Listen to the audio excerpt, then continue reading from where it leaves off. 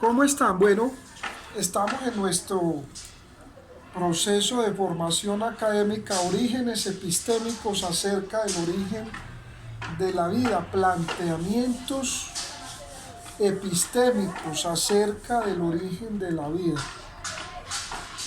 Y en esos planteamientos epistémicos estamos hablando de la teoría creacionista, especialmente en lo que es el Sol.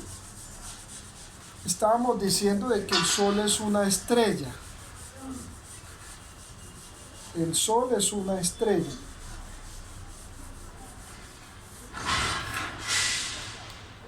Y que esa estrella, como todas las estrellas, tarde o temprano, pues muere. ¿Sí? Geológicamente, paleontológicamente, más que todo, geológicamente, la estrella, el Sol, es una estrella que muere, donde estudios astronómicos han llevado y han mostrado de que el Sol ha tenido varios colores. En la prehistoria pues tuvo un color, en la edad antigua tuvo un color, edad media, y ahorita en la posmodernidad tiene otros colores. En China, por ejemplo, se está construyendo una reproducción o una especie de sol. Ahora es importante estudiar las capas del sol, las partes del sol, las temperaturas del sol. Parece ser de que ahorita las temperaturas del sol son temperaturas mucho más elevadas. Y estábamos explicando de que el sol tiene unos rayos. El sol tiene unos rayos. Y que esos rayos, algunos son perjudiciales o nocivos, en especial para la especie humana. Sí, porque algunas especies pueden sobrevivir a esos calores extremos. Sí. Si nosotros vamos a estudiar, por ejemplo,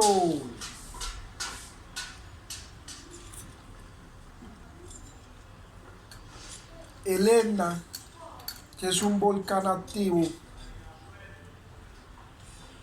el Vesubio, si vamos a estudiar estos volcanes activos donde hay lava, donde hay magma, los vulcanólogos pueden encontrar o pueden hallar de que allí sobreviven móneras o protistos, es decir, microorganismos, en medio de esas altas temperaturas de lava incandescente.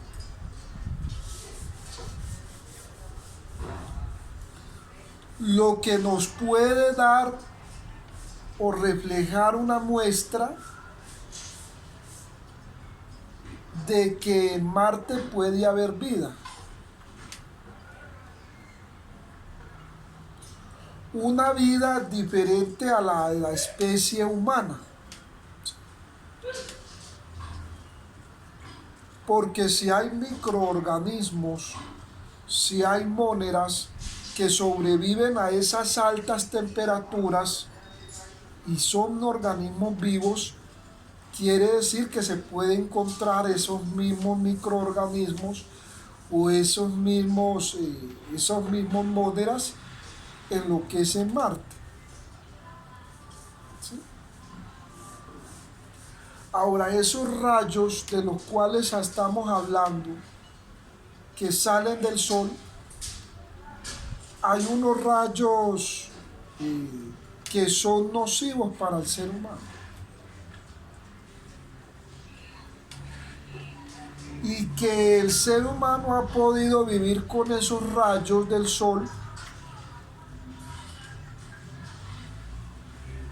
es porque la Tierra está rodeada de una especie de gelatina o una especie de capa atmosférica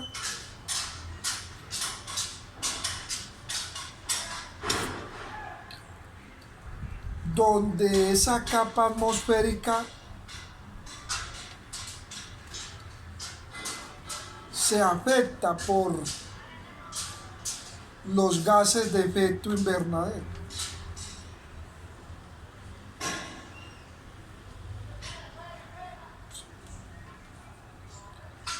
Esos gases de efecto invernadero dañan esa capa atmosférica.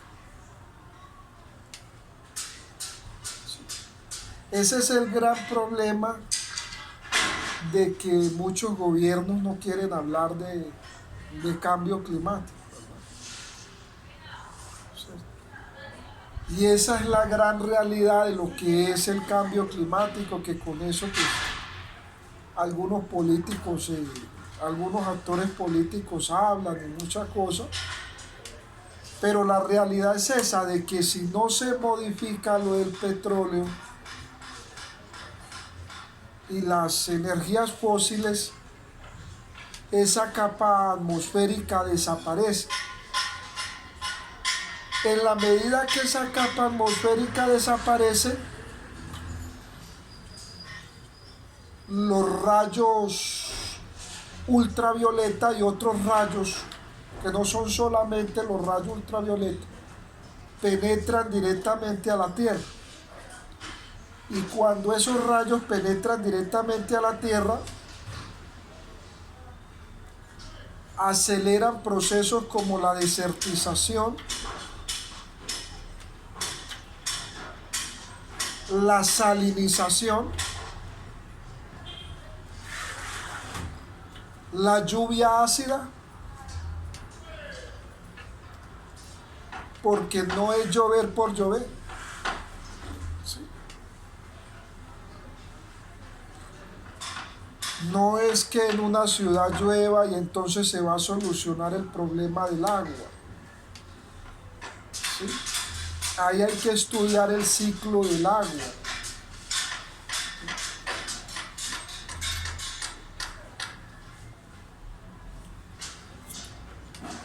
Ahí hay que estudiar el ciclo del agua, que es otra donde mucha gente está muriendo de sed, porque estamos ante un nuevo fenómeno, la privatización del agua.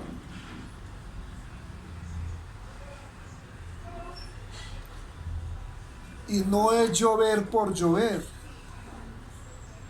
no es llover por llover, no es que llueva por llover, porque recuerden que en todo esto está lo que es el ciclo del agua.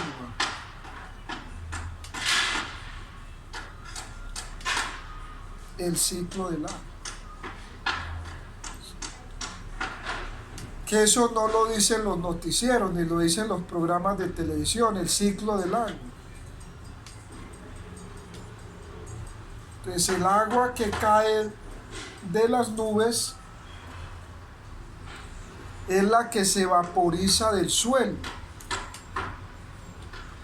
Pero si el agua que se vaporiza del suelo es un agua que tiene microorganismos patógenos, es decir, compuestos patógenos, contaminación, esos compuestos patógenos suben a la atmósfera y vuelven a caer en un fenómeno que se llama la lluvia ácida. Y ese es el gran problema de muchas ciudades de China.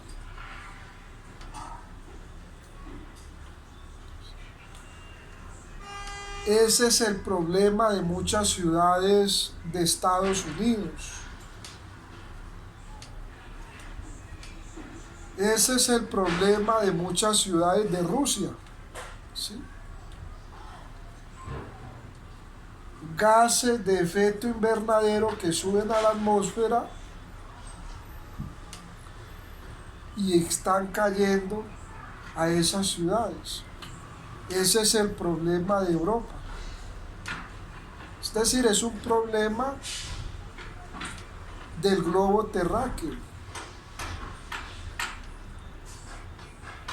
producto de todo ese cambio climático. Por eso hablar de cambio climático, que más adelante vamos a tener una clase, vamos a tener un encuentro, es hablar de muchos temas que mucha gente pues no quiere tratar ni quiere decir, porque eso trae problemas. ¿Qué problemas trae? Pues las grandes empresas que producen el carbón, el petróleo, pues no les va a gustar, ¿cierto? Porque hasta el momento la gran mayoría del globo terráqueo depende de esos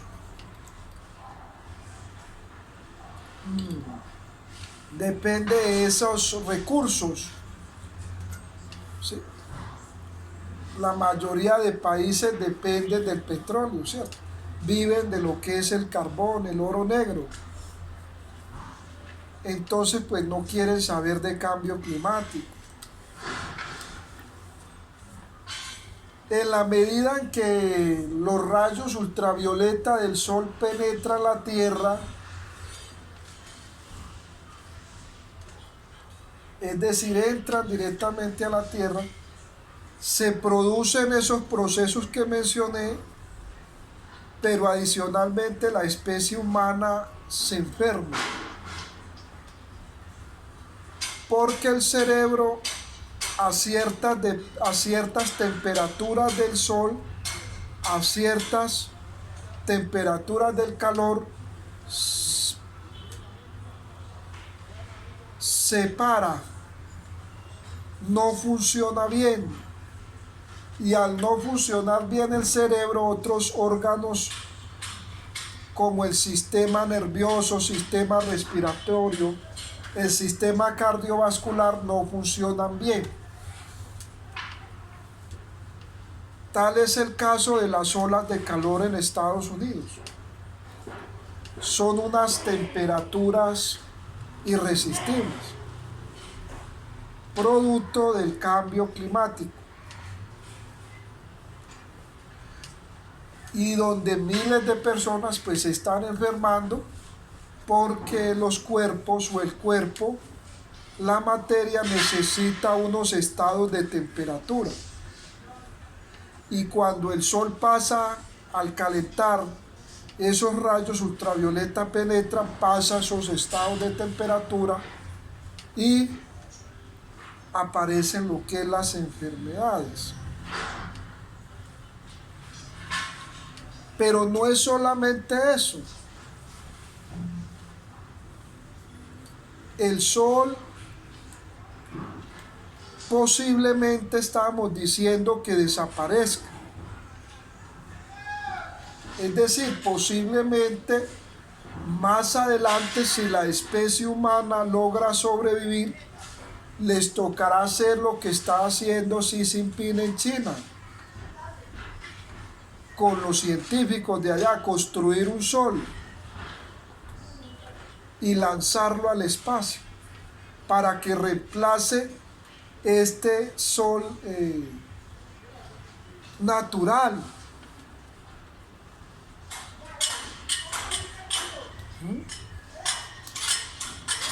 Para que reemplace ese sol natural.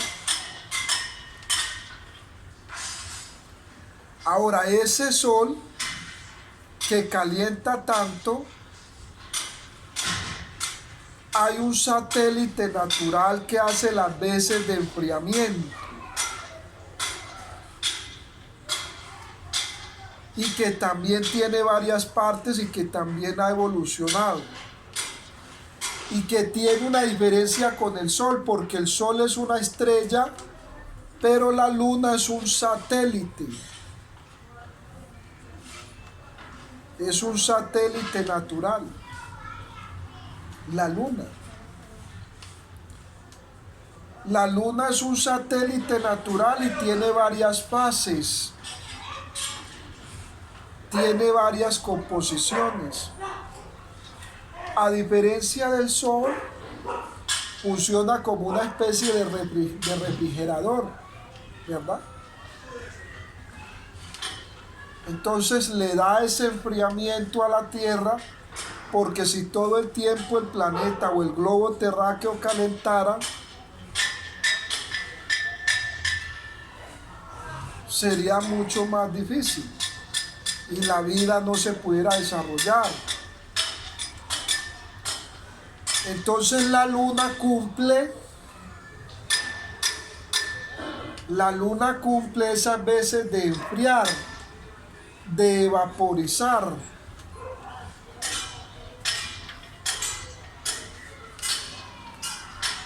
Y la luna es vital para otros reinos, como el reino vegetal.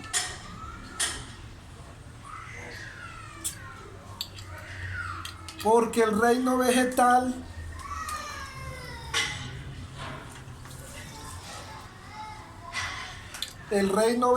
hace fotosíntesis. ¿Sí?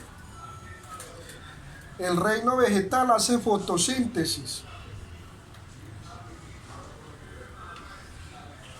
El reino vegetal hace fotosíntesis. ¿Y qué es la fotosíntesis? Es la manera de alimentarse de las plantas, de respirar de las plantas.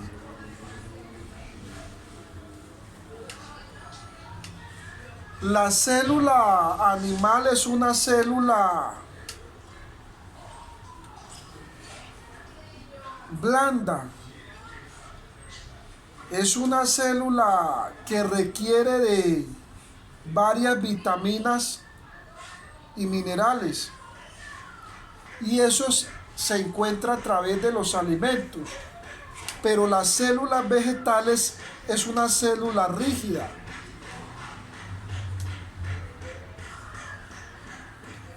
Y esas plantas hacen fotosíntesis. Por eso es que en ciertos periodos de la luna, los que sembramos plantas, es bueno sembrar plantas. Después vamos a ver nuestro curso de plantas. ¿Sí? Pero para que el reino vegetal viva es vital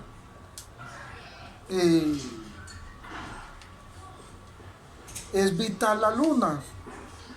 Ahora, la luna tiene unos ciclos.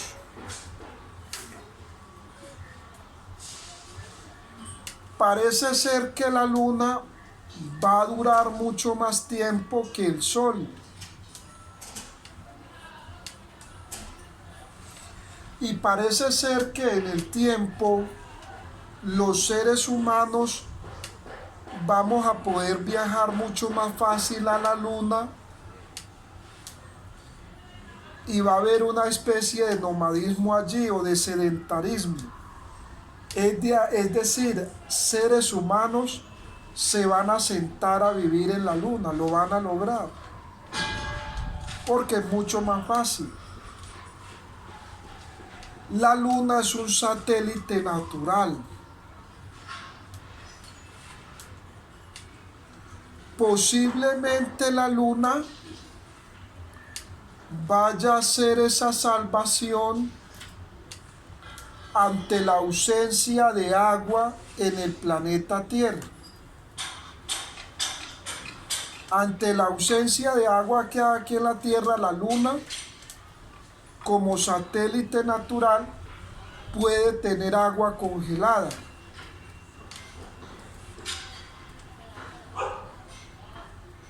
Y eso puede ser la salvación, porque como estábamos diciendo, la Tierra está pasando por procesos de sequedad.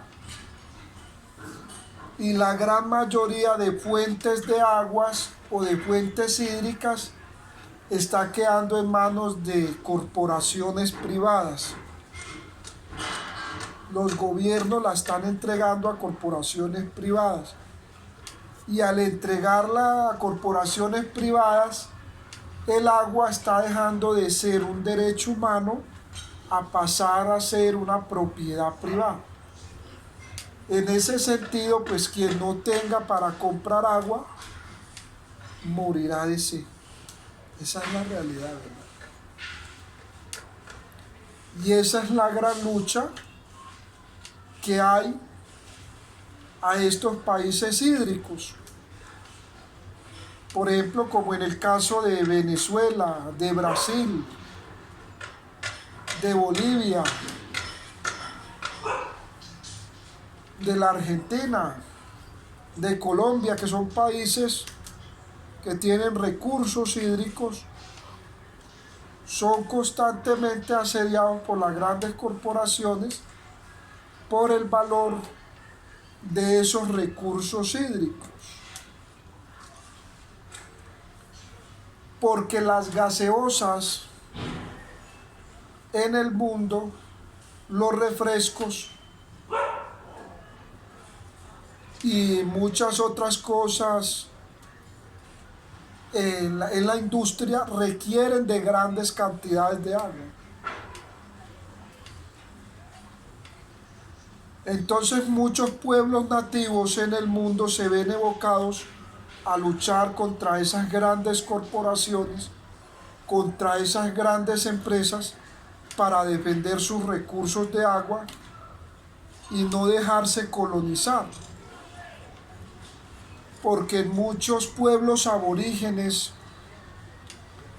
llegan y les quitan las cuencas hidrográficas y se las reemplazan pagándoles con refrescos. Entonces está esa gran lucha aborigen, está esa gran lucha intercultural.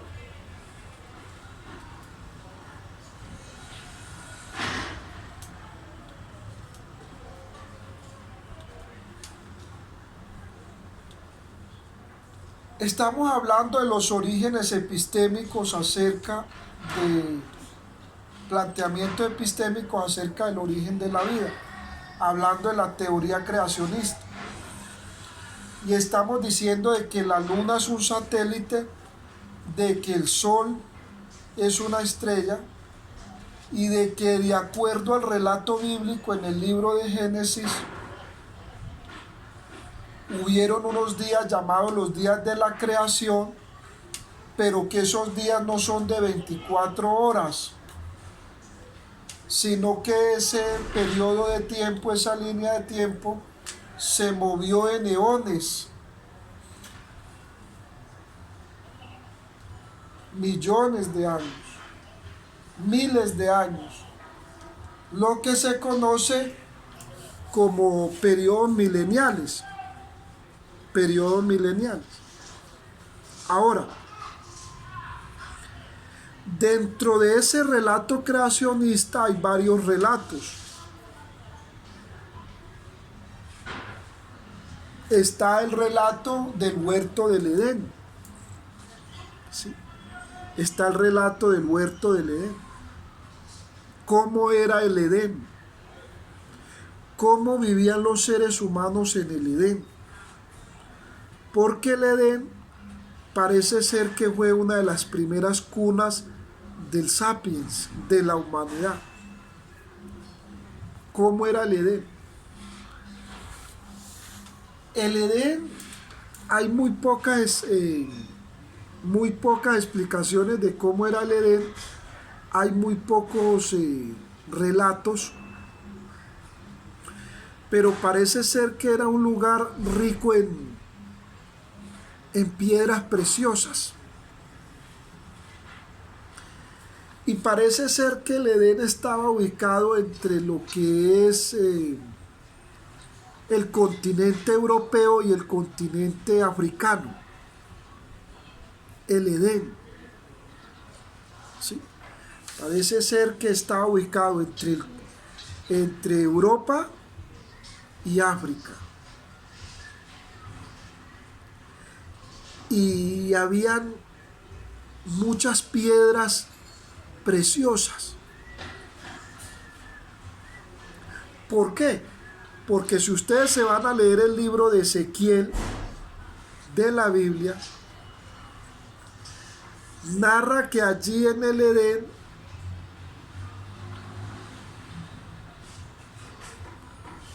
vivió un querubín relacionado con algo que Ezequiel llama el rey de Tiro. ¿Sí? O sea, en el Edén, el libro de Génesis narra a Adán y Eva, ¿verdad? Pero si ustedes se van a buscar dónde más habla del Edén, ustedes se van a encontrar que en Ezequiel se habla otra vez del Edén. Y habla de un querubín que mucha gente lo relaciona con el antagonista del creador, que es el diablo. Mucha gente lo relaciona con el diablo. Otros lo relacionamos con un rey muy